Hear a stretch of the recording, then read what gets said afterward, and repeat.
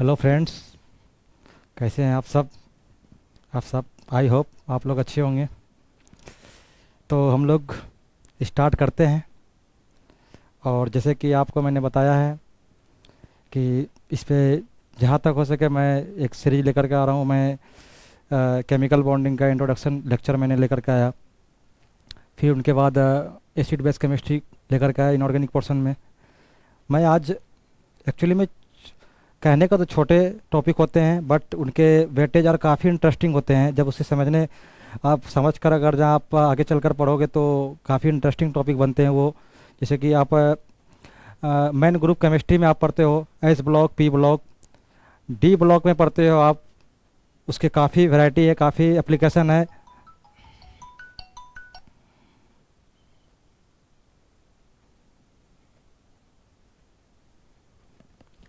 Sorry. तो हम बात कर रहे थे कैसे कैसे हमारी इनऑर्गेनिक केमिस्ट्री की जो है वैरायटीनेस आप ब्रॉडली पढ़ते हो। जैसे डी ब्लॉक काफ़ी ब्रॉडली केमिस्ट्री हैं डी ब्लॉक एलिमेंट के। जैसे कि आप उनके सेपरेट ब्रांच पढ़ते हो coordination chemistry.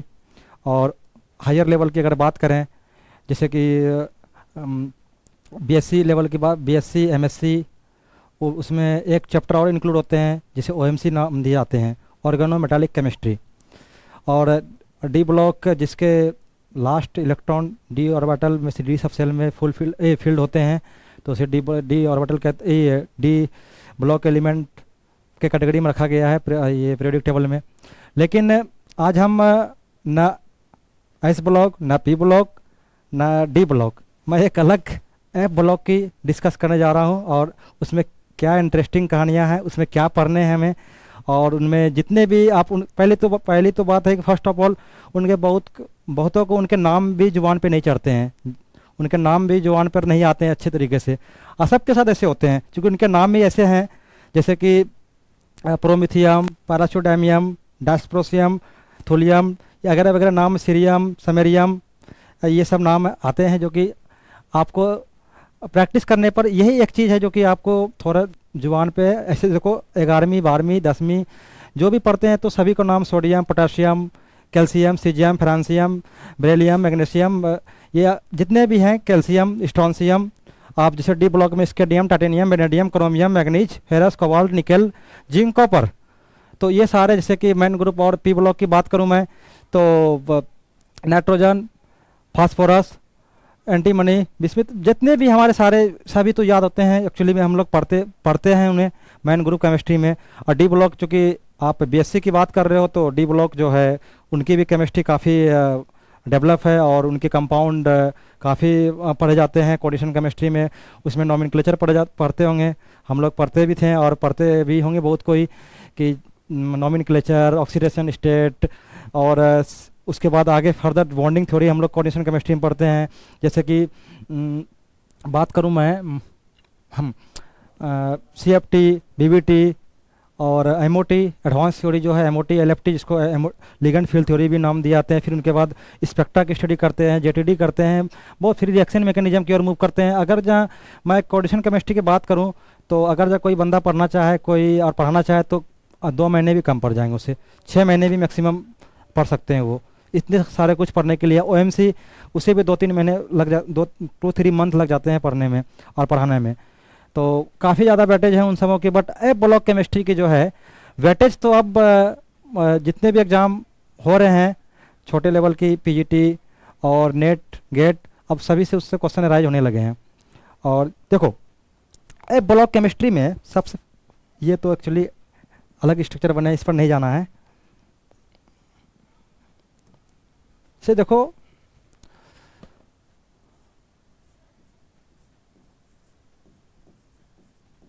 F block chemistry,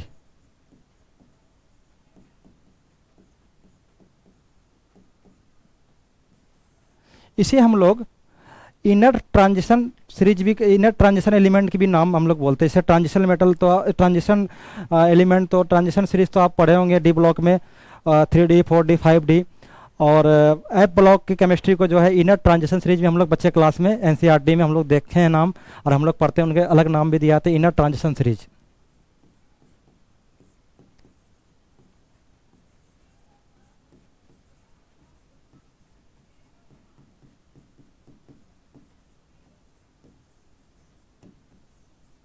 inner transition series इसका नाम देते हैं। अब इनर ट्रांजिशन सीरीज नाम क्यों देते हैं और ट्रांजिशन सीरीज उसको नाम क्यों देते हैं डी ब्लॉक एलिमेंट को, उनमें थोड़ा मैं डिफरेंस समझ लेता हूँ, हम लोग समझ लेते हैं। देखो ट्रांजिशन का मतलब क्या होता है, ट्रांजिशन नाम क्यों आया, सोचो जरा। मेन ग्रुप केमिस्ट्री में जितने भी एलिमेंट हैं उसमें ट्रांजिशन नाम नहीं है, इसमें ट्रांजिशन नाम आया। देखो इसको कहते हैं हिंदी में संक्रमण धातु, क्योंकि मोस्ट ऑफ द फिर इसमें हमारा जितने भी डी ब्लॉक में है मेटल ही पाए जाते हैं, इसलिए इसको मेटल ये संक्रमण धातु और ट्रांजिशन मेटल के नाम दिए जाते हैं। लेकिन ट्रांजिशन वर्ड जो है इनके बहुत सारे रीजन हैं। आप उन्हें सबसे फर्स्ट ऑफ ऑल सभी को इलेक्ट्रॉनिक कॉन्फ़िगरेशन तो पढ़ के आए हैं और इलेक्ट्रॉनिक कॉन्फ़िगरेशन में सबको आइडिया है। आप जैसे कि मैं डी ब्लॉक की बात करता हूँ तो उनमें जैसे कि क्रोमियम और मैग्नीज, इनमें थोड़ा जो है मतलब इनमें जैसे हम ट्रेन में चलते हैं इलेक्ट्रॉनिक कॉन्फ़िगरेशन में, इनसे थोड़ा अलग हटके है। इसमें क्या फंडा है, स्टेबिलिटी का फंडा है, हाफ फील्ड फुल फील्ड जो भी होते हैं। फिर हमें ये कॉपर और जिंक में आइडिया लगता है। इन दोनों का जो है इसका एटॉमिक नंबर 29, इसका 30, ठीक है, इनका 24, इनका 25, इनका 3d5 4s1, इसका 3d5 4s2, इसका 3d10 सॉरी 4s1, इसका 3d10 4s2, इसका ये कॉन्फ़िगरेशन होते हैं, ठीक है। तो मैं बात कर रहा हूँ इसके वेरिएबल ऑक्सीडेशन स्टेट भी होते हैं। इलेक्ट्रॉनिक कॉन्फ़िगरेशन तो मैंने देख लिया, इसके वेरिएबल एक से ज़्यादा ऑक्सीडेशन स्टेट एग्जिस्ट करते हैं और बहुत सारे। जैसे कि मैं एस ब्लॉक की बात करूं, फर्स्ट एस ब्लॉक में +1 ऑक्सीडेशन स्टेट देखने को मिलते हैं और सेकेंड मैं अल्कलाइन अर्थ मेटल की बात करूं तो उसमें +2 ऑक्सीडेशन स्टेट मिलते हैं। लेकिन जब मैं जैसे डी ब्लॉक में मैं इंटर करता हूं तो वहाँ वेरिएबल ऑक्सीडेशन स्टेट देखने को मिलते हैं। अब वेरिएबल ऑक्सीडेशन स्टेट कहने का मतलब है कि एक से ज़्यादा ऑक्सीडेशन स्टेट में एग्जिस्ट करने के इनके कंपाउंड जो है मतलब कि प्रोबेबिलिटी होते हैं मिलने के। अब उसमें सारे एग्जिस्टेंस कब होते हैं नहीं होते हैं वो सारे जो है हमें डिटेल से पढ़ने होते हैं। किस कंडीशन में ये ऑक्सीडेशन स्टेट हमारा स्टेबल करते हैं, कौन सा कंडीशन में वो करते हैं कि अब जैसे कि हम लोग एफ ब्लॉक केमिस्ट्री पढ़ने जा रहे हैं उनमें भी वेरिएबल ऑक्सीडेशन स्टेट आपको देखने को मिलेंगे, ठीक है। तो ट्रांजिशन का नाम कहाँ से आया, क्यों आया, इनमें हम लोग थोड़ा सा हम लोग को आइडिया लग गया। तो इनर ट्रांजिशन सीरीज, अब इनर ट्रांजिशन सीरीज नाम क्यों दिया गया, तो आप जानते हो जैसे मैं एक ये है न्यूक्लियस है, पॉजिटिव चार्ज न्यूक्लियस से डिनोट करते हैं। उनके बाद मैं ये सबसेल मैं बना रहा हूँ, ठीक है, ठीक है।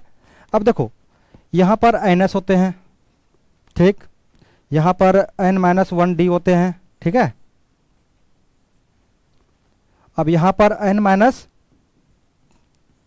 होते हैं, ठीक है।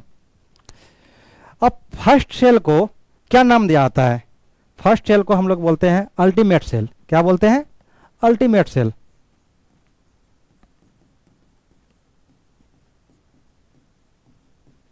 ठीक है। और उसके बाद जो आते हैं सेल उनको क्या नाम दिया जाता है, पेनल्टीमेट सेल।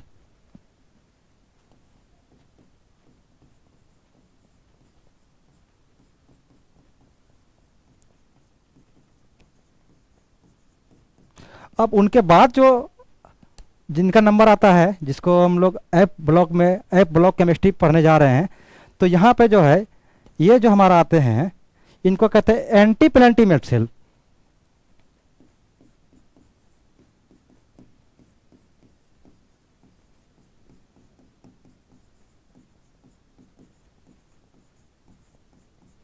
ठीक है, एंटी पेनल्टीमेट सेल। देखो अब यहाँ पे हम लोग जनरल कॉन्फ़िगरेशन की बात करें एफ ब्लॉक केमिस्ट्री में और डी ब्लॉक केमिस्ट्री, चूंकि डी ब्लॉक इसलिए मैं नाम दे रहा हूँ क्योंकि वो भी ट्रांजिशन सीरीज होते हैं।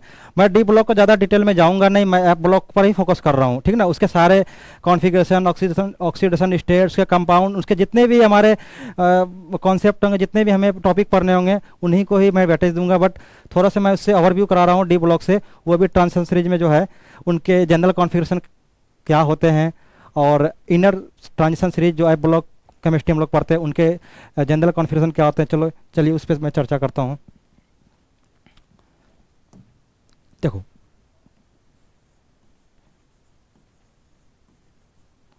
जनरल कॉन्फ़िगरेशन, देखो ये एक छोटे क्लास में जब 11 12 में पढ़ाई की जाती है तो 1 नंबर के क्वेश्चन पूछे जाते हैं ऑब्जेक्टिव में, ठीक है। क्योंकि आजकल ऑब्जेक्टिव का दौर चल चुका है, पीरियड चल चुका है, ठीक है।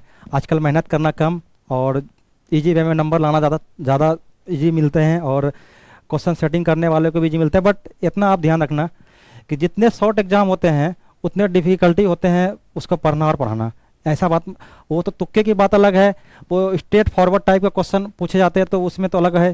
जैसे कि हम लोग रेलवे, बैंकिंग, ये जिसके भी जीएस पढ़े जाते हैं उसे पढ़ लो, लेकिन जैसे यूपीएससी की ओर आप मूव करते हो तो उनमें फिर आपको डायनामिक जीएस देखने को मिलते हैं, आपको एक से ज़्यादा ऑप्शन देखने को मिलेंगे। उसमें फिर आपको देखने को तो वो ओमार, बट उनके क्वेश्चन का जो वेरिएशन जो होते हैं बिल्कुल डीपली होते हैं। उनको बिना आप डिटेल में पढ़े आपसे क्वेश्चन बनेंगे ही नहीं।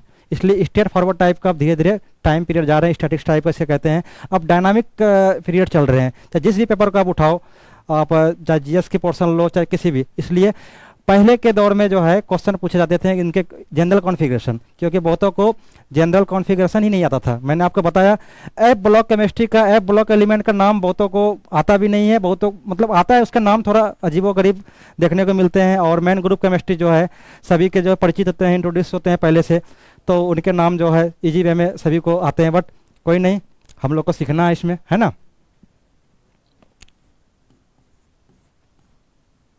देखो कहीं कहीं किसी किसी बुक में इसके जनरल कॉन्फ़िगरेशन जो है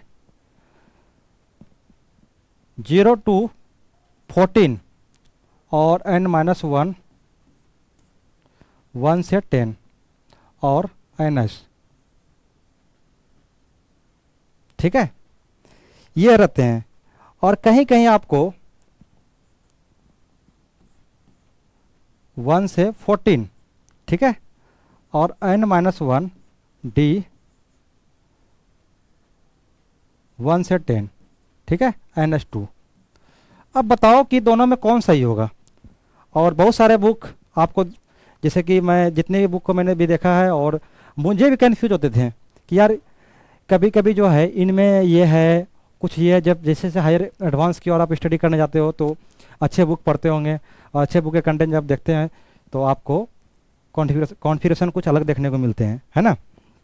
तो मैं बात करता हूँ कौन सा आपके अकॉर्डिंग जो है कौन सी सही होनी चाहिए। थोड़ा माइंड लगाना आप, ठीक है, थोड़ा वीडियो पॉज करके आपको सोचना कि कौन से सही होते हैं। बट मैं आंसर मैं बता रहा हूँ, ठीक है। उनके जो है ये आंसर सही है, ठीक है। अब ये आंसर सही क्यों है, कैसे हैं, जब इसका लॉजिक सोचना, नहीं तो अगले वीडियो में मैं ज़रूर बताऊँगा, ठीक है। तो मैं अब सिलेबस की बात कर लूँ, इसमें क्या क्या पढ़े जाते हैं, ठीक है। देखो एफ ब्लॉक केमिस्ट्री में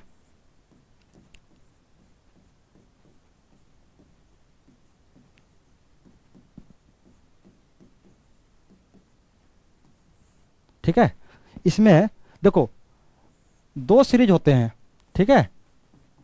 4F सीरीज और सेकेंड 5F। इसे क्या बोलते हैं, नाम से तो सभी को इंट्रोड्यूस होंगे, lanthanide, actinide, lanthanide contraction, actinide contraction, ठीक है। तो बेसिक ही है।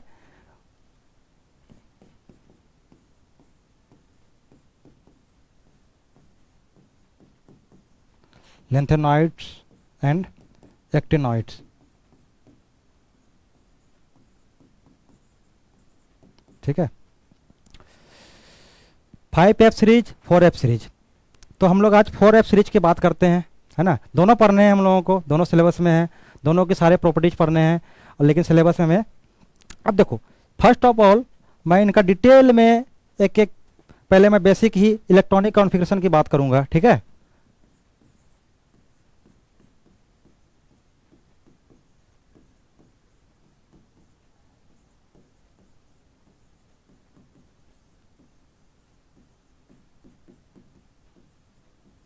फिर सेकंड में बात करूंगा इसमें,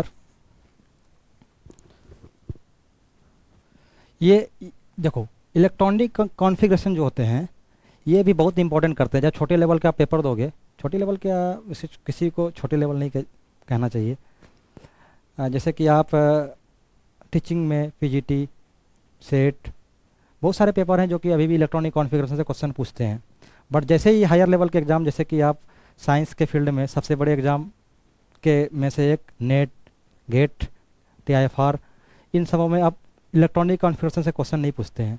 ठीक है, थोड़ा ध्यान रखना। लेकिन अगर किसी को कुछ नहीं मिला बड़ा तो छोटा भी तो मिलना चाहिए, ये नहीं कि बड़े के चक्कर में छोटे को भी हम लोग मिस कर दें, है ना। तो इलेक्ट्रॉनिक कॉन्फ़िगरेशन भी हमें सीखनी चाहिए। ठीक है, इनके कौन से क्या इलेक्ट्रॉनिक कॉन्फ़िगरेशन होते हैं। ठीक है, तो सेकेंड की बात करें हम लोग, ऑक्सीडेशन स्टेट, इसके बहुत इंपॉर्टेंट पोर्शन है ऑक्सीडेशन स्टेट, जो कि इन्हें स्किप कर दिया, इनके कंपाउंड को आप समझ पाना। देखो, ऑक्सीडेशन स्टेट किसी भी एलिमेंट का, ना कि एफ ब्लॉक की बात कर रहा हूँ, S block, P block, D block, अगर जो ऑक्सीडेशन स्टेट को आप स्किप कर रहे हो, आप रट रहे हो, उसके कंसिक्वेंस को आप समझ नहीं रहे हो, तो आप आगे फिर अप्रोच जो है आपकी, हमेशा आप फंसोगे, आप हमेशा कंफ्यूज रहोगे। ठीक है, इसलिए ऑक्सीडेशन स्टेट से मैग्नीज का अब कहते हैं कि जो हायर ऑक्सीडेशन स्टेट में रहते हैं तो वो किस तरह बिहेव करते हैं, वो ऑक्सीडाइजिंग एजेंट की तरह बिहेव करते हैं, जैसे KMnO4, K2Cr2 7, है ना। क्योंकि वो हायर ऑक्सीडेशन स्टेट पर आ गए हैं, तो वो क्या करेंगे, आप इलेक्ट्रॉन को देना नहीं चाहेंगे, निकालना नहीं चाहेंगे, किसी से वो निकलवाना चाहेंगे। एजेंट का तो यही काम होता है। एजेंट जो है किसी भी चीज़ों का एजेंट, मान लो एजेंट तो आप लोग नाम सुने होंगे, तो एजेंट तो किसी भी चीज़ से काम करवाने के लिए जो है वो बीच का जो मीडिएटर की तरह काम करते हैं, तो इसी प्रकार एजेंट होते हैं।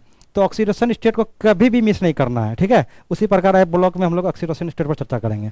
ठीक है, और थर्ड है लेंथेनाइड, जो कि हम लोग NCERT के बुक में लेंथेनाइड कॉन्ट्रैक्शन, एक्टिनाइड कॉन्ट्रैक्शन, ठीक है ना, इनके क्या होते हैं डिफिनेशन तो सभी को पता होगा, लेकिन इसके क्या, इसको हम लोग अंडरस्टैंड करके जो है, समझ करके जो है पढ़ेंगे। लेंथेनाइड कॉन्ट्रैक्शन,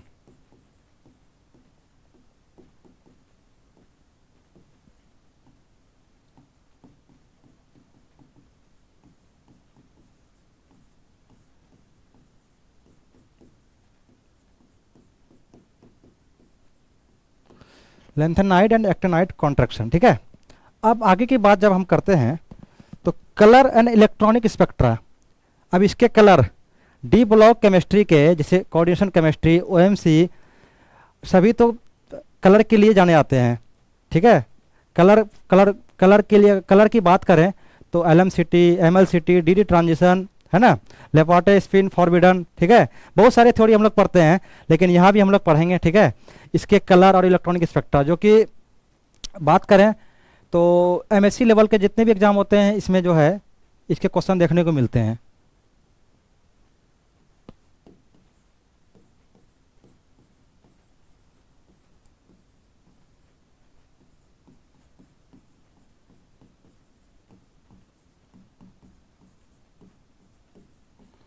देखो, colour and electronic spectra, electronic spectra को समझने के लिए पहले आपको जो है इस इनऑर्गेनिक स्पेक्ट्रोस्कोपी की थोड़ा बहुत जो है ओवरव्यू, थोड़ी बहुत आइडिया होनी चाहिए, नहीं तो आपको प्रॉब्लम क्रिएट कर सकते हैं मे भी। ठीक है, जैसे कि आपको मैं बता रहा हूँ, ये इनऑर्गेनिक स्पेक्ट्रोस्कोपी में मोसबोर स्पेक्ट्रोस्कोपी, आपके और क्या आते हैं, ESR। ठीक है, जो कि हम लोग बायो इनऑर्गेनिक, जितने भी हमें डी ब्लॉक केमिस्ट्री पढ़ते हैं, आयरन के कॉम्प्लेक्स, जितने भी हमारे आयरन, तो इसलिए मैं नाम ले रहा हूँ क्योंकि आयरन का कॉम्प्लेक्स जो है हमारे बॉडी के लिए काफ़ी हेल्पफुल होते हैं, और हमारे बॉडी में मेनली आयरन को ही वेटेज देते हैं हम लोग ज़्यादा। ठीक है, क्योंकि आयरन की कमी होना तो बहुत बुरी बात है। मतलब बुरी बात क्या है कि अच्छी बात नहीं होती है, क्योंकि वो जो है हीमोग्लोबिन में जो है, हीमोग्लोबिन जो स्ट्रक्चर होते हैं उसमें आयरन मेटल पाए जाते हैं। ठीक है, तो उनके फंक्शन हम लोग समझते हैं। तो हम लोग इलेक्ट्रॉनिक स्पेक्ट्रा को जो है पढ़ने के लिए थोड़ी सी बहुत ESR की जो है हम लोग को आइडिया होनी चाहिए, और मोसबोर की। ठीक है, अब देखो, अब अगला टॉपिक है कॉम्प्लेक्स फॉर्मेशन टेंडेंसी। सिर्फ डी ब्लॉक के एलिमेंट ही कॉम्प्लेक्स नहीं बनाते हैं, एफ ब्लॉक के कॉम्प्लेक्स भी कॉम्प्लेक्स फॉर्मेशन करते हैं। ठीक है, इसलिए इनके भी जितने भी कॉम्प्लेक्स हैं उनको हमको स्टडी करना है। ठीक है,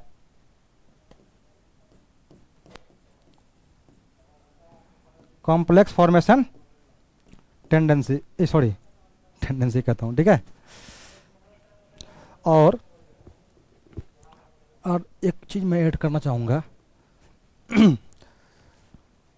कलर एंड इलेक्ट्रॉनिक स्पेक्ट्रा में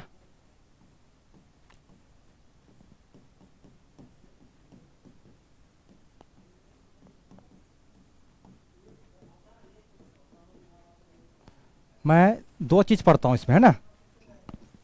एब्जॉर्प्शन स्पेक्ट्रा,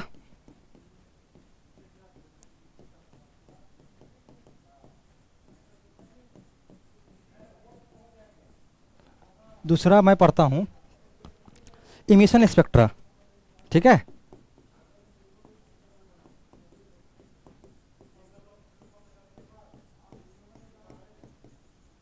जिसमें हम लोग फ्लोरोसेंस एंड फास्फोरेंस फास्फो फास्फो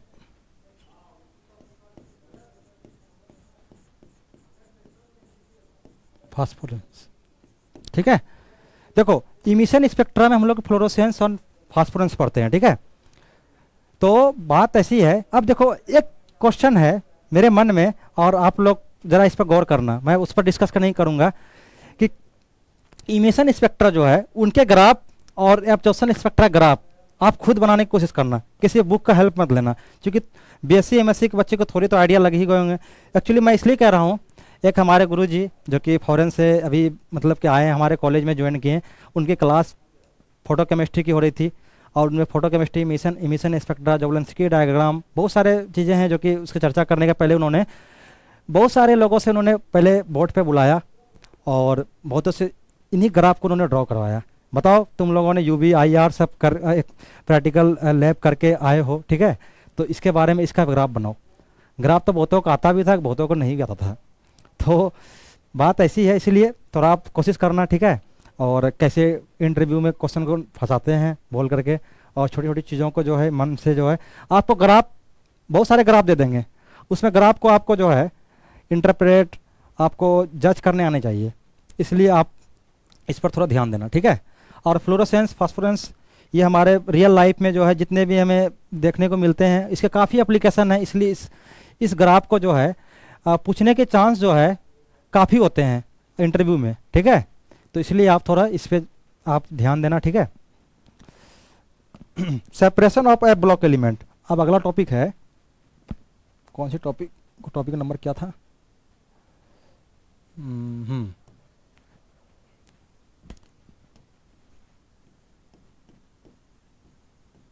हम लोग सेपरेट कैसे करते हैं, separation of A block element.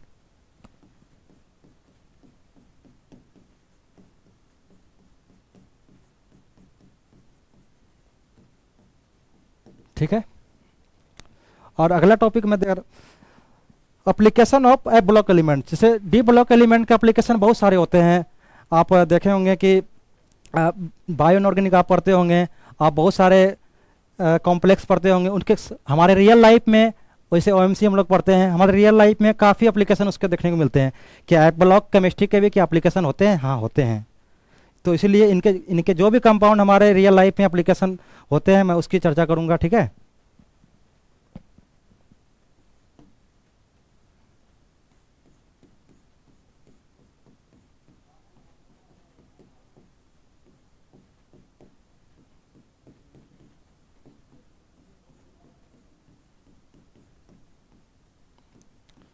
आप जानते होंगे एक्टिनाइड रेडियो एक्टिव नेचर के होते हैं। जब वो रेडियो एक्टिव नेचर के होते हैं तो बम बनाने में तो बहुत उसी का यूज होता होगा, है ना, यूरेनियम, थोरियम, ठीक ना। तो दुनिया तो इसी पर आजकल लड़ रहे हैं सभी लोग, मैं बनाऊं कि मैं बनाऊं। तो इसलिए इंटरेस्टिंग ये चैप्टर हो जाते हैं। अगर जा किसी को ए ब्लॉक नहीं भी पढ़ना हो, जिनके सिलेबस की चीज़ नहीं भी हो, जिसे केमिस्ट्री से कोई नाता भी नहीं हो दूर दूर तक, फिर भी उनके लिए किस तरह इंपॉर्टेंट होते हैं ये चैप्टर, ठीक है। क्योंकि सभी को न्यूक्लियर वार से डर लगते हैं, सभी देशों को, और सभी एक दूसरे को, जो भी इस्टेब्लिश कंट्री होते हैं, सभी एक दूसरे से अपने न्यूक्लियर पावर से जो है डराते हैं, धमकाते हैं, है ना, और उसके ऊपर डोमिनेट करते हैं। तो सारा कहानी यहीं से निकलते हैं। तो हम लोग उनके छोटे से पोर्शन को हम लोग पढ़ने जा रहे हैं। छोटी से पोर्शन, उतने दूर तक तो नहीं, उतने दूर तक शायद हम लोग पहुंच भी नहीं पाए हैं। तो काफ़ी रिसर्च की बात है, ठीक है। तो हम लोग थोड़ा आइडिया लगनी चाहिए कि रियल लाइफ में जो है एप्लीकेशन के तौर पर ब्लॉक एलिमेंट क्या क्या होते हैं, ठीक है। जैसे मैंने बताया था कि हीमोग्लोबिन, मायोग्लोबिन, ये सारे डी ब्लॉक के एलिमेंट हैं जो कि कॉम्प्लेक्स फॉर्मेशन करके जो है हम लोग को रियल लाइफ में जो हमें किस प्रकार यूजफुल होते हैं, ठीक है। तो कोई भी मेटल जो हमें डिसीज होती है तो उसके तौर पर जो हम लोग क्या क्या ड्रग्स यूज कर सकते हैं, मेडिसिन कर सकते हैं, मेडिसिनल जो है क्या उसमें कितने एप्लीकेशन हैं, तो ये सारे हैं, है ना। तो जितने भी केमिस्ट्री हम लोग पढ़ते हैं तो सारे को जो है, अब ऑर्गेनिक की तो खैर बात ही अलग है। वो तो ऑर्गेनिक जो है मेडिसिन, बिल्कुल उसके तो ऑर्गेनिक के बिना मेडिसिन तो जो है बिल्कुल समझ लो उसकी बात ही ना करे तो ठीक है। तो इसलिए हम लोग पढ़ते हैं। अब देखो ब्लॉक केमिस्ट्री की मैं बात करा, अब इसका मैं डिफिनेशन थोड़ा मैं आपको बता रहा हूं।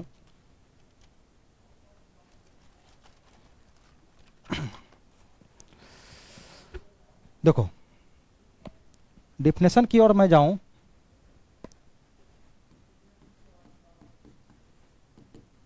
ठीक है। Those element is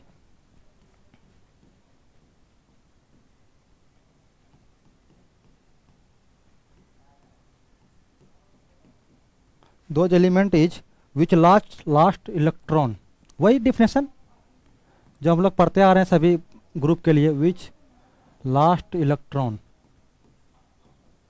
इंटर्स which enters into anti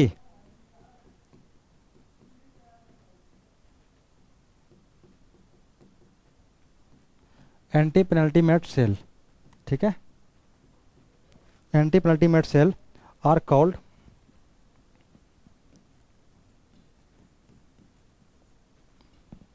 A block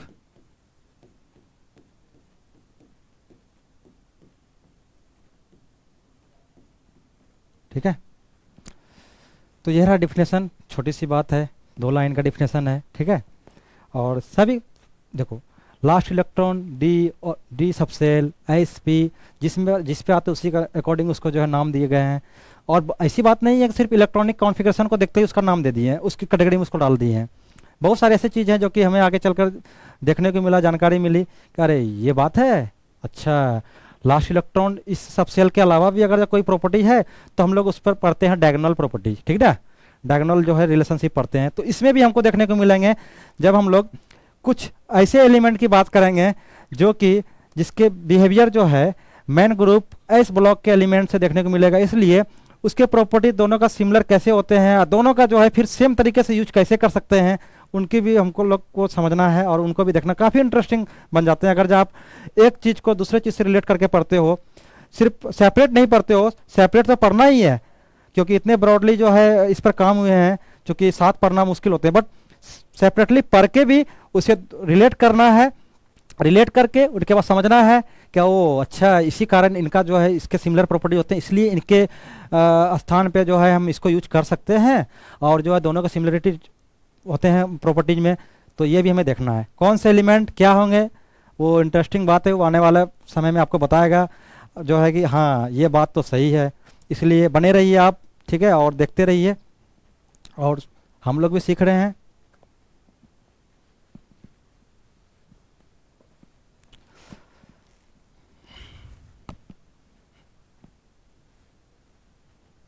देखो इसमें अब देखो एक एक्टिनाइड, चूंकि एक्टिनाइड हम लोग अभी पढ़ने नहीं जा रहे हैं, बट एफ ब्लॉक में हम लोग एक्टिनाइड को ही पढ़ते हैं ना। उसके जनरल कॉन्फ़िगरेशन की बात करूं मैं तो n-2 0 से 14 और n-1 d 0 से 1, ठीक है। और NH2, ये रहा एक्टिनाइड का जनरल इलेक्ट्रॉनिक कॉन्फ़िगरेशन, ठीक है। तो हम लोग बात करते हैं एफ ब्लॉक में, तो एफ ब्लॉक में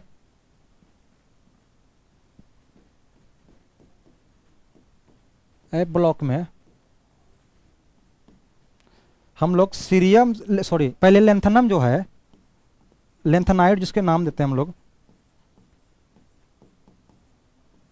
लेंथोनाइड्स एलिमेंट। आज मैं पीपीटी नहीं बना पाया, एक्चुअली किसी काम में बिजी था, लेकिन वीडियो बनाना था, संडे है तो इसलिए थोड़ा टाइम लग रहा है ना, तो कोई नहीं। लेंथेनाइड देखो, सीरियम से लेके सीरियम टू लुटेटियम, ठीक है, 58 से 71। अब कहीं कहीं काफ़ी मतलब कि कन्फ्यूजिंग होता है। लेंथनम, लेंथनम को हम लोग एफ ब्लॉक में सीरीज में रखते हैं, बट वो डी ब्लॉक में भी देखने को मिलता है। अब देखो, अगर इलेक्ट्रॉनिक कॉन्फ़िगरेशन की बात करें तो लास्ट इलेक्ट्रॉन्स में डी सबसेल में देखने को मिलते हैं, लेकिन उसे डी ब्लॉक में रख कर उसे एफ ब्लॉक, उसी से सारे हम लोग जितने भी हमारे एलिमेंट निकले हैं, 14 एलिमेंट हैं इनमें, ठीक ना, हम लोग पढ़ते हैं। बट उनके प्रॉपर्टीज जो है एफ ब्लॉक से हमें, मुझे लगता है, आई थिंक इतनी तो मैं अप्रोप्रिएट नहीं हूँ, बट फिर भी 80 to 90% जो है प्रॉपर्टी जो है एफ ब्लॉक से ही उसके मिलते हैं, इसलिए इसको एफ ब्लॉक केमिस्ट्री में हम लोग नाम देते हैं, ठीक है। तो सीरियम से लेकर के लुटेटियम तक हम लोग जितने भी उसके एलिमेंट हैं उनको हम लोग पढ़ेंगे लेंथेनाइड्स सीरीज में, ठीक है। और जिसे हम 4F सीरीज भी कहता हूँ ना, 4F सीरीज। अब देखो 5F सीरीज,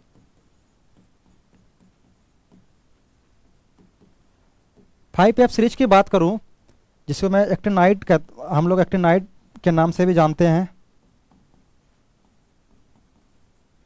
ठीक है। इनका थोरियम से लेकर लॉरेंसियम, ठीक है, एटॉमिक नंबर 90 से 103, ठीक है, हम लोग पढ़ते हैं। और देखो एक बात इसमें इंपॉर्टेंट है, all the actinides are radioactive in nature. Radioactive कहने का मतलब क्या है, आप थोड़ा आप समझने की कोशिश करना। रेडियो एक्टिव इन नेचर, अब क्या इन्हें, इनके कंपाउंड को आप क्या अधिक दिनों तक क्या रख सकते हो, ज़रा सोच कर देखना। इलेक्ट्रोनाइट जो है रेडियो एक्टिव नेचर के होते हैं, उसको किसी चीज़ में यूज कर सकते हो आप, यूज करोगे तो उसके क्या डिसएडवांटेज होंगे रियल लाइफ में, पता चलेगा कि एक कंपाउंड जो रेडिएशन धीरे धीरे डिके करके जो है कुछ अलग ही फॉर्मेशन कर रहे हैं, जो कि हमारे इन्वायरमेंट के लिए, हमारे लाइफ के लिए सही नहीं है। आप यूरेनियम भाई साहब और थोरियम, ये सारे एक्टिनाइड में आते हैं और वो रेडियो एक्टिव नेचर के होते हैं।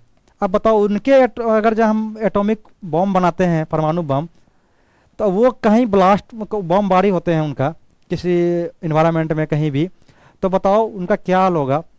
रेडियो एक्टिव नेचर के हैं, इसलिए इसके कंपाउंड को पढ़ना और जानना, स्टडी करना हमारे रियल लाइफ के लिए भी कितने यूजफुल होते हैं, ठीक है।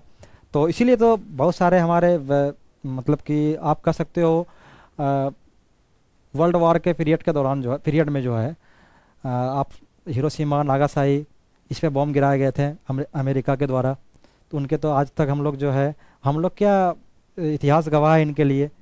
तो कितने भी आप दो देशों के बीच बात करते हो तो तुरंत अपना न्यूक्लियर पावर दिखाने को तैयार होता है, बट इनके लिए एक आपको यूएनएसजी जो है के नाम की संस्था है, जिसमें सुरक्षा सिक्योरिटी काउंसिल जो होते हैं वो उन पे जो है प्रेशर बनाते हैं, नहीं ऐसे नहीं करना है, वैसे नहीं करना है। तो कहने वाली बात है, जिस समय अब वर्ल्ड वार हुआ तो शायद सृष्टि ख़त्म हो जाएगी, यहाँ सारे इंसान जो है हमारे देखने को नहीं मिलेंगे, हम भी नहीं रहेंगे, आप भी नहीं रहेंगे, कोई भी नहीं रह सकता है।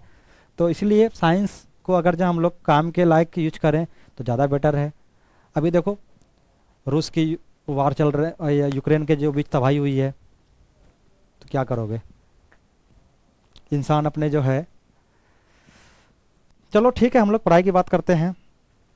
अब देखो एक्सेप्ट जो है इसमें प्रोमिथियम, प्रोमिथियम जो है पीएम जिसका सिंबल होते हैं, और इनके एटॉमिक नंबर जो है नोट, इसके ये इनके आइसोटोप जो है नोट आइसोटोप, स्टेबल आइसोटोप होते हैं।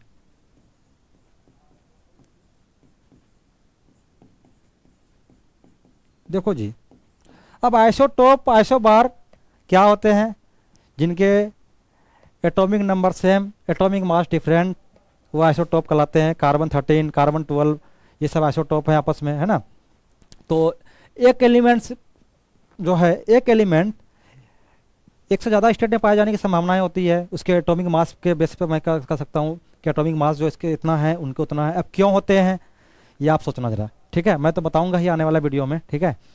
और इसके प्रोमिथियम जो है, इनके स्टेबल आइसोटोप नहीं होते हैं, इसलिए ये भी हमारा रेडियो एक्टिव नेचर के होते हैं। ये इकलौते से भाई साहब हैं लेंथेनाइट सीरीज में जो कि रेडियो एक्टिव नेचर के होते हैं, ठीक है। और एक्टिनाइड में तो सभी के सभी होते ही हैं। ये भी भाई साहब कम नहीं है, बट इसे आप कहोगे इसे उस सीरीज में रखना चाहिए, लेकिन अब तो थोड़ी बहुत तो नॉलेज तो हो ही गई आप लोगों को कि हम लोग इनको किसको किन सीरीज में रखते हैं, क्यों रखते हैं। अब ये 4F का है, इसका इलेक्ट्रॉनिक, हम बच्चे की बात कर रहे हैं, मतलब कि छोटी सी जहाँ तक हम लोग पढ़ सके हैं उसी का आइडिया का बेस पे मैं बात कर रहा हूँ। इसे तो बहुत सारे सेपरेशन, बहुत सारे जो है आप जैसे जैसे आप आगे क्लास में पढ़ोगे तो आपको देखने को मिलेगा, अच्छा प्रोमिथियम को जो है रेडियो एक्टिव नेचर होने के बावजूद भी जो है इन्हें एक्टिनाइट सीरीज में क्यों नहीं रखा गया, ठीक है। अभी तक मैं इलेक्ट्रॉनिक कॉन्फ़िगरेशन के बेस पर मैं कह सकता हूँ कि ये 4F में इसका इलेक्ट्रॉन जो है आ रहे हैं, तो इसे 4F सीरीज में दिया गया, ठीक है। अब इलेक्ट्रॉनिक कॉन्फ़िगरेशन इम्पोर्टेंस है या नहीं है, तो आप तो होशियार, मतलब होशियार क्या, आप लोग तो नॉलेजेबल पर्सन हो ही, कोई भी किसी से कम नहीं, सभी माइंड लगा सकते हैं, अप्लाई कर सकते हैं, है ना, ठीक है। अब एक बात आपके माइंड में आनी चाहिए, इसी के बाद मैं थोड़ा वीडियो को जो है मैं क्लास को क्लोज करूँगा क्योंकि रात बहुत हो चुकी है। तो एक क्वेश्चन है, उसके बाद मैं आगे आने वाले टाइम में जो है मैं बताऊँगा, ए ब्लॉक की केमिस्ट्री उतनी डेवलप क्यों नहीं हो पाई है, और डी ब्लॉक की केमिस्ट्री हम लोग पढ़ते हैं, coordination chemistry, OMC, different branch पर डिफरेंट टॉपिक चैप्टर में पढ़ते हैं हम लोग, अलग अलग टाइप, उनके काफ़ी क्वेश्चन, काफ़ी वेटेज, काफ़ी मतलब देखने को मिले हैं। और सभी को आंसर इसके आते भी होंगे, ऐसी बात नहीं आते होंगे, बट सोचना ज़रा जिनको नहीं आते हैं। और पी ब्लॉक कितने सारे मतलब कि बुक से हम लोग पढ़ते हैं, बहुत सारे कंपाउंड हैं, और एस ब्लॉक उसके ही पढ़ते हैं, लेकिन एफ ब्लॉक की केमिस्ट्री हम लोग उतनी पढ़ते नहीं हैं, ठीक है। क्यों नहीं पढ़ते हैं, ठीक ना, इसके जवाब आप खुद देंगे, स्वयं देंगे, ठीक ना। और सोचना ज़रा आप, नहीं तो फिर आपको मैं बताऊंगा, चलो बता ही देता हूँ, क्योंकि एफ ब्लॉक की केमिस्ट्री उतनी, कंपाउंड जो है देखने को हमारे, देखो कोई भी कंपाउंड कब फॉर्मेशन होते हैं, कोई भी एलिमेंट, आप देखो जैसे कि आप मैं एक रियल लाइफ में एग्जांपल लेता हूँ कि किसी सेलिब्रिटीज को काफ़ी लोग जानते हैं, गांव गांव तक उसकी चर्चाएं होती है, चाहे वो सिंगर हो, चाहे वो एक्टर हो, चाहे वो प्लेयर हो किसी भी चीज़ का। और जैसे हमारे आजकल तो पॉलिटिशियन साहब का भी जो है चर्चे काफ़ी दूर तक होने लगे, जब से सोशल मीडिया, प्रिंट मीडिया के अलावा सोशल मीडिया जो है हमारा ज़्यादा इम्प्रूवमेंट हुए हैं, और फेसबुक, व्हाट्सएप, ट्विटर, बहुत सारे, इंस्टाग्राम, अब तो भाई साहब ये कहाँ कम रहने वाले हैं किसी से, है ना। कहा यार मैं भी देश की सेवा करता हूँ, मैं भी जनता का सेवक हूँ, तो मैं कहाँ पीछे रहने वाला हूँ, मेरी भी चर्चाएं जो है। जैसे देखो योगी जी हमारे सांसद महोदय हुआ करते थे एक क्षेत्र के, अभी तो पूरे देश में उसके नाम, पूरे वर्ल्ड में नाम का आप उसके गिनीज बुक में रख दे सकते हो। कोई ऐसे सांसद और विधायक होते हैं जो कि एक अपने क्षेत्र से जीत कर आते हैं, उसे कोई जानता तक नहीं था, लेकिन आज उसे बहुत कोई जानते हैं, उसके नाम से उस एरिया को जानते हैं, ठीक है। तो एफ ब्लॉक केमिस्ट्री जो है, सराउंडिंग से इंट्रैक्शन इसका उतना अभी तक, जहाँ तक कंपाउंड इसकी रिसर्च चल रहे हैं, अभी तक देखने को नहीं मिले हैं कि सराउंडिंग से जो है इसका इंट्रैक्शन जो है, सराउंडिंग क्या, हम लोग इसलिए कहते हैं क्योंकि हमने एग्जांपल के तौर पर देखा है अभी सेलिब्रिटीज को, पॉलिटिशियन को, है ना। और उसी प्रकार एलिमेंट भी जो है सराउंडिंग से इंट्रैक्शन कितने स्टेबल होते हैं, उसके इंट्रैक्शन कितने ठीक ठाक होते हैं या थोड़े कम होते हैं। और D block chemistry, S block, P block, इसके इंट्रैक्शन बहुत अच्छे होते हैं, ठीक है। और उनमें हम लोग स्टेबिलिटी का फंडा भी हम लोग पढ़ते हैं, CFSC, ठीक है। और John Taylor, JTDSC, D block chemistry में, तो इनके सारे जो है। और हम लोग एस ब्लॉक में पढ़ते हैं लैटिस एनर्जी, ठीक है। पी ब्लॉक में हम लोग पढ़ते हैं, ये पी ब्लॉक और एस ब्लॉक में ही पढ़ते हैं ज्ञान, ये सॉरी इंथैल्पी का भी बात करते हैं, ठीक है। बहुत सारे थर्मोडायनामिक पैरामीटर की बात करते हैं। तो उसी प्रकार सोचना आप कि इसके सराउंडिंग से इंटरेक्शन जो है थर्मोडायनामिकली फिजिबल नहीं होते हैं, जहाँ तक अभी तक की बात कर सकता हूँ। शायद अभी रिसर्च के बाद आगे बहुत सारे कंपाउंड देखने को भी मिलेंगे, और बहुत सारे कंपाउंड इनके है भी जिसकी स्टडी हम लोग को करनी है, ठीक है। ऐसी बात नहीं इसके कंपाउंड नहीं है। तो हम लोग बात करते हैं, जिसे देखो अब इसका क्या रीजन हो सकते हैं, ठीक है। चलो हम लोग इसको भी जानते हैं, इसके रीजन क्या। अब थोड़ी सी लॉजिक लगाता हूँ, ठीक है। देखो ये हमारा न्यूक्लियस भाई साहब, ठीक है, NH N-1 D N-2D F, sorry F D। देखो अब ये लिगेंड भाई साहब आया, ठीक है। लिगेंड क्या है, लिगेंड कुछ नहीं है, जो डोनर होते हैं, ठीक है, और एक्सेप्टर भी होते हैं बहुत सारे लिगेंड। हम लोग OMC और कोऑर्डिनेशन केमिस्ट्री में पढ़ते भी हैं। तो लिगेंड जो नेगेटिव चार्ज स्पीसीज जो चार्ज लेकर के आया और अपने जो है भाई साहब को सामने वाले को दिया, ठीक है, ये डोनर होते हैं, डोनर लिगेंड। हम लोग चर्चा करते हैं, डिस्कस करते हैं, काफ़ी लंबी चर्चाएं होती है इनकी, देखने को भी मिलते हैं कोऑर्डिनेशन केमिस्ट्री और OMC में।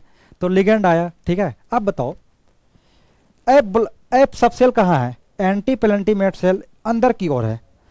अब कोई मान के चलो ये डी ब्लॉक है, ये डी ब्लॉक का जो है हमारा एलिमेंट है, ठीक है। अब बताओ पहले कौन आ रहा है वैलेंस सेल में, कौन देखने को मिल रहा है, डी ना। तो हम लोग मोटे तौर पर हम लोग समझ सकते हैं लिगेंड सेम जगह पे है, जितने डिस्टेंस पर ये था उतने डिस्टेंस पर ये भी है, ठीक है। ये नहीं कि मैं उसके साथ गद्दारी कर रहा हूँ, मैं उनके साथ गद्दारी क्या आजकल बहुत ये वर्ड फेमस हो चुके हैं, तो मैं उसके साथ नाइंसाफ़ी कर रहा हूँ, उनको थोड़ा डिस्टेंस खिसका दिया, अपनों समझ करके उसको मैंने बढ़ा दिया। नहीं, ऐसा नहीं करना, डिस्टेंस सेम देख रख के चलते हैं हम लोग, हर एक चीज़ को कांस्टेंट रखते हुए, फिर उसके बाद देखते हैं ऑब्जर्वेशन क्या होते हैं, उसके बाद हम लोग उस पर चर्चा करते हैं, ठीक ना। तो किसी के साथ कोई फ्लेक्सिबिलिटी नहीं, ठीक ना, सभी का रूल सेम होना चाहिए। तो यहाँ पर डी है। अब बताओ इंटरेक्शन बेटर किन, अब देखो हम लोग यही पढ़ते हैं एप ऑर्बिटल जो काफ़ी हाईली डिफ्यूज होते हैं, उनके साथ मतलब कि किसी के साथ बॉन्डिंग जो है ओवरलैपिंग और बॉन्डिंग जो है उतने भी पावरफुल नहीं होते हैं, जो कि उसके कंपाउंड एग्जिस्ट करने की संभावनाएं कम होती है। बट डी ऑर्बिटल जो हैं हाईली डिफ्यूज नहीं होते हैं, हम सभी जानते हैं, क्योंकि ऑर्बिटल का लोब सभी ने ओवरव्यू थोड़ा सभी के पास होंगे ही, नहीं होंगे तो आप कमेंट करना इनमें हमारे चैनल पे, तो मैं आगे आने वाला वीडियो में मैं उसे ही मैं बताऊंगा, ठीक है। वो काफ़ी बेसिक चीज़ है। तो इनके इंटरेक्शन जो है, इनके इंटरेक्शन क्या हो जाते हैं,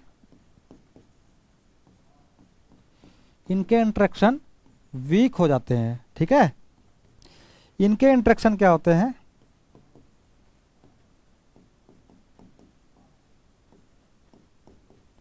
स्ट्रॉन्ग, ठीक है। तो इसके जब जिसके इंटरेक्शन अगर अच्छे हो तो उनके बीच जो है क्या होंगे, रिश्ते भी अच्छे होंगे ना। जैसे कि हमारे इंटरेक्शन जो है किसी से अच्छे हैं, अरे सभी को होते हैं इंटरेक्शन, इसमें कौन सी बुरी बात है, ये कोई पाप भी नहीं है, ठीक है। इंटरेक्शन जिनके साथ अच्छा, उनके साथ सारी केमिस्ट्री की बॉन्ड कहते हैं ना, मेरी केमिस्ट्री उनके साथ अच्छी जमती है, हमारे इंटरेक्शन अच्छे हैं। तो रियल लाइफ में तो ये तो देखते हैं हम लोग। तो उसी प्रकार जो है इंटरेक्शन के बेस पर हम लोग समझ सकते हैं कि एफ ब्लॉक केमिस्ट्री इतनी इम्प्रूवमेंट नहीं हो पाई अभी तक, अभी तो काम चल रहे हैं इनके ऊपर, ठीक है। जैसे आएंगे तो हम लोग उनके थ्योरी, उनके क्या स्टेबिलिटी का जो है क्या क्या रीजन हो सकते हैं वो भी हम लोग देखेंगे जब आगे आने वाला समय में, ठीक है। तो इसी कारण जो है हम लोग इनके ज़्यादा बड़ी केमिस्ट्री नहीं है, बट जितने भी है काफ़ी इंटरेस्टिंग है। आप इंटरेस्टिंग के साथ आप इंटरेस्ट कितना लेते हो वो आप पे डिपेंड करता है, ठीक है। ये आपके ऊपर डिपेंड है कि आप इंटरेस्ट कितना लेते हो। बहुत सारे तो हैं कि DNF ब्लॉक जितने भी हैं, DIF ब्लॉक की खास करके बात करूँ तो लास्ट में पढ़ते हैं, चलो यार 2-4 दिन पढ़ लो, जो क्वेश्चन आया है ना। हाँ वो भी होते हैं क्योंकि इनके बेटे ज़्यादा 1-2 क्वेश्चन देखने को मिलते हैं, चलो कोई नहीं, राम भरोसे। अगर 2-4 दिन पढ़ने के बाद अगर 2 क्वेश्चन बना ले जा रहे हैं अच्छी बात है, बोनस है। अगर जा नहीं आया तो कोई बात नहीं, उस पर टाइम भी हम लोग नहीं देते हैं क्योंकि इनके वेटेज भी कम होते हैं एग्ज़ाम में, ठीक है। तो आप लोग बने रहिए। सबको शुभ रात्रि, गुड नाइट। फिर मिलते हैं नेक्स्ट वीडियो में। अच्छे रहिए, खुश रहिए।